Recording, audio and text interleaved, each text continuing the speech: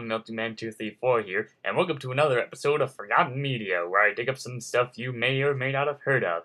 Now, I'm sure some of you are thinking, he's going to talk about the PSX? That's weird. That console isn't that forgotten. There's a lot of great games for that system. Why did you feature this in Forgotten Media?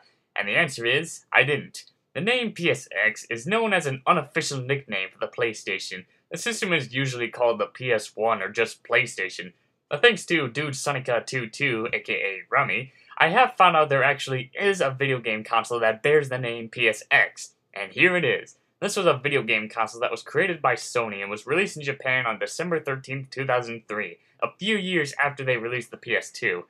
This is probably the third biggest system I've seen next to the Atari 5200 and the Philips CDI. It weighs about 5.8 kilograms, so it's pretty heavy. The PSX was known for playing PlayStation, PS2, and even PS2 HDD games, so I'm sure you're wondering, why would you buy the system when the PS2 can do all that? Well, not only did it have those features, but it also had a DVR and other stuff like a software to do videos, music, and audio editing. The PSX was also known for introducing the Xerox Media Browser. This would later be included on the PS3 and PSP. The system itself would come with a console along with a remote that is similar to the PS3 remote, but it doesn't come with a standard controller. You have to buy that separately, which I find it odd. The PSX had the usual buttons like the power and eject button, but it also came with a quit game button, which would quit the game that you were playing, bring you back to the menu, and eject the game. It also had a memory card slot, a few directional buttons, a USB port, and a memory stick. On the back, there's the usual slots and connectors for a PlayStation system, like the colored cables, the power slot, and so on. One thing that's weird about the PSX is that the slots for the PlayStation controller is on the back of it. I don't know why they did this, because it can get very annoying. You have to pull the system out to switch controllers. The only system I know that had that concept was the Philips CDI. For the menu, it had its usual stuff like the music menu, the photo menu, and so on. And it was very interesting, since this system was made before the PS3, so this was pretty much groundbreaking and very cool during its time back then. There are a lot of reasons the system was forgotten and considered a failure. When it came out, the price of it was very expensive, 79,000 yen for Japan. In the US, it would be translated to $835. When they made various versions of the console, like the PS3, the price expanded even more. The 7000 model was about 99,800 yen. That would mean it would equal to $100,079 in the US.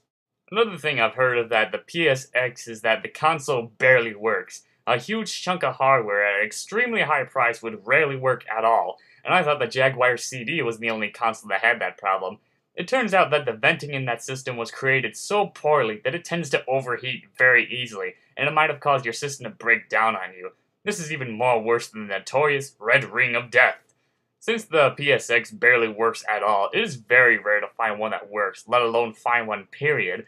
The PSX is probably one of the rarest consoles out there, maybe even more rare than Chinamen 2 and King James Bible for the Game Boy combined. With so many people not that interested in the console, the system was not released outside of Japan, which means Europe and the US would not get the system. It pretty much shared the same fate as the Nintendo 64 disk drive. We all know how much of a failure that was, since I already talked about that in Forgotten Media. As for its discontinued moment, I'd say the PSX was probably discontinued somewhere in 2004, and after that it was never seen again.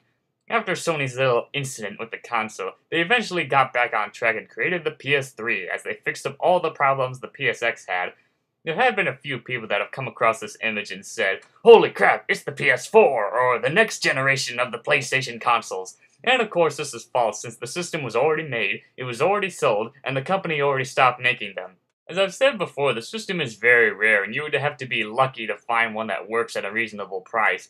They usually go up to $100 or $300. At least it's better than paying $135 or $1,079 for one game console. In closing, the PSX was a failure as the system barely worked, going for extremely high prices on its release, and it's pretty much known as the black sheep of the PlayStation family.